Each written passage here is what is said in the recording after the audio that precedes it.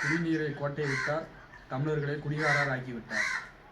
இந்த மானங்கெட்ட தமிழக அரசு கேரளாவிலேருந்து வர்ற கழிவுகள் எல்லாம் இங்கே தமிழகத்தில் வந்து கொட்டுறாங்க. அதை கண்டித்து அவங்கக்கிட்ட பேச துப்பு இல்லை. கர்நாடகாவில் நமக்கு தேவையான காவிரி நீரை அதை கேட்டு இவங்களுக்கு சொல்ல துப்பு இல்லை. தினமும் தமிழகத்தில் எல்லா மாவட்டத்துலேயும் கொலை கொள்ளை கற்பழிப்பு எவ்வளவோ நடக்குது. அதை கண்டுகொள்ளாமல் இருக்காங்க. ஆனால் பண்ணுறது பூரா இந்த மானங்கெட்ட டிஎம்கேக்காரன் மட்டும்தான். பெண்களுக்கு எதிரான குற்றங்கள் எந்த ஆட்சியிலையும் நடக்காத லெவலுக்கு தமிழகத்தில் இவங்க ஆட்சியில் இப்போ இந்த 2021 இப்போ வரைக்கும் பெண்களுக்கு எதிரான குற்றங்கள் வந்து டெய்லி டிஎம்கேக்காரனால ஒவ்வொரு பெண்களுக்கும் நடந்துக்கிட்டு இருக்குது. இதெல்லாம் கண்டுக்க மாட்டேங்க. இதெல்லாம் இவங்க இந்த மானங்கட்ட டிஎம்கே அரசாங்கத்துக்கு தெரிய மாட்டேங்குது. ஒவ்வொரு நாளும் இந்த பெண்களுக்கு எதிரான குற்றங்களை மறைமாற்றம் செய்வதற்கு மட்டும்தான் இந்த தொகுதி மறுசீரமைப்புன்னு சொல்லி ஒரு தமிழக மக்களை ஏமாத்துறதுக்காக எல்லா மாநிலத்தையும் கூட்டு வர்ற மாதிரி நடிக்காங்க மாநில முதல்வர்களை.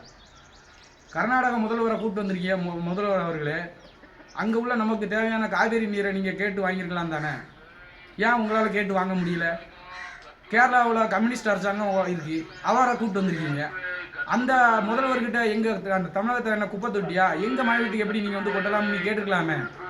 மானங்கெட்ட டிஎம்கே அரசாங்கமே, இன்னும் எவ்வளோ காலத்துக்கு தான் நீ மக்களை ஏமாற்றிக்கிட்டு இருப்ப? தமிழக மக்களை இன்னும் எவ்வளோ காலத்துக்கு தான் முட்டாளாக்கிக்கிட்டே இருப்ப? தனியார் ஸ்கூல்லெல்லாம் நீ எல்லா மொழியும் கற்றுக் கொடுக்க. அப்போ அங்கெல்லாம் அந்த மாணவர் பணக்கார வீட்டு மாணவர்கள் எல்லாம் வந்து அந்த மொழி கற்றுக்கிட்டா தமிழ் அழியாது. ஏழை வீட்டு பிள்ளைங்க கவர்மெண்ட் ஸ்கூலில் படிக்கிற பிள்ளைங்க மட்டும் ஹிந்தி கற்றுக்கிட்டாலோ இல்லை இந்திய மொழிகளில் ஏதோ ஒன்று கற்றுக்கிட்டாலோ எப்படி தமிழ் அழியும்? நீங்கள் நடத்துகிற ஸ்கூல்லையே தமிழ் இருக்குதா? முதல்வர் மு.க. ஸ்டாலினோட பொண்ணு செந்தாமரை அவர்கள் சன்சைன் ஒரு ஸ்கூல் நடத்துகிறாங்க. அந்த ஸ்கூலில் வந்து தமிழ் கட்டாயம் இல்லை. அந்த ஸ்கூலில் வந்து தமிழில் பேசினா கண்டிப்பாக ஃபைன் இருக்குது. அப்போ நீ தமிழ் அழிச்சுக்கிட்டு இருக்கியா இல்லை பாரதிய ஜனதா கட்சி அழிச்சுக்கிட்டு இருக்குதா? தயவு செஞ்சு என் அன்பார்ந்த தமிழ் சொந்தங்களே, இந்த டிஎம்கே அரசாங்கம் வந்து மக்களை எவ்வளவு தூரம் முட்டாளாக்கணுமோ அவ்வளோ தூரம் முட்டாளாக்கிக்கிட்டு இருக்காங்க. இந்த இவங்களோட கொலை இதெல்லாமே மக்களை அந்த இதில் யோசிச்சு வைக்கக்கூடாது. ஏன்னா கள்ளச்சாராயம் குடிச்சிட்டு எந்த ஆட்சியிலையுமே இல்லாத லெவலுக்கு இந்த ஆட்சியில் கள்ளக்குறிச்சியில் 69 பேர் இந்த கள்ளச்சாராயத்தை குடிச்சு செத்துருக்காங்க. மரக்கணத்தில் 22 பேர் செத்துருக்காங்க. இப்போ திரும்பியும் கள்ளச்சாராயம் கள்ளக்குறிச்சியில் காய்ச்சிக்கிட்டு இருக்காங்க. இதுக்கெல்லாமே வந்து இந்த டிஎம்கே அரசாங்கம் உறுதுணையாக இருந்து செயல்படுது. இது மக்களுக்கெல்லாம் தெரிஞ்சிடும். மக்களை யோசிக்க விடக்கூடாதுங்கிற ஒரே காரணத்துக்காக மட்டும்தான் இந்த 4 இத்து போன முதல்வர்களை கூட்டு வந்து ஒரு கூட்டம்னு நடத்திக்கிட்டு இருக்கு.